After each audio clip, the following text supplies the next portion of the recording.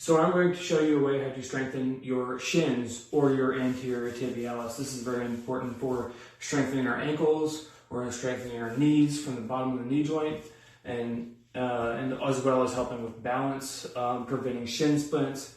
A lot of my athletes that were working on their verticals in basketball, this greatly impacts your vertical as well.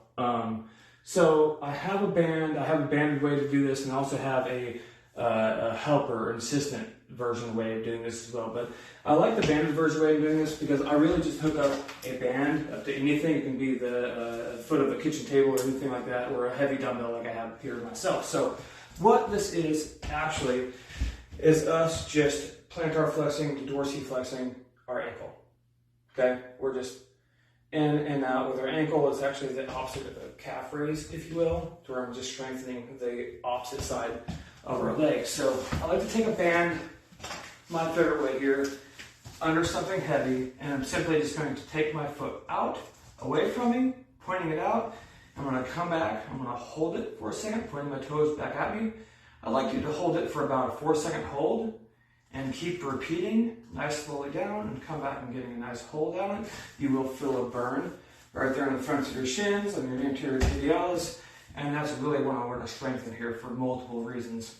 So another way that I do it in other videos, I like to stand against the wall, so you can see it this way, with my feet out away from me. And I'm going to create some pressure on my heels, and I'm simply just going to point my toes back at me this way, get the nice hold, come back out. You'll find this way pretty hard actually. Come back up, hold, get a nice squeeze, come back down, relax, hold, squeeze. So, like I said, to help with balance, help with hopping, help with my verticals, because we actually leap off our shins and our anterior tibialis when doing verticals, not our calves. So, my helper version of the way of doing this is I'm going to have her actually create force and resistance on my toes, where I try to bring my toes back towards me. So I'm going to pressure, and I'm going to hold down. I'm going to go for a 10-second count, and do that about 6 times in each foot. So I'm holding.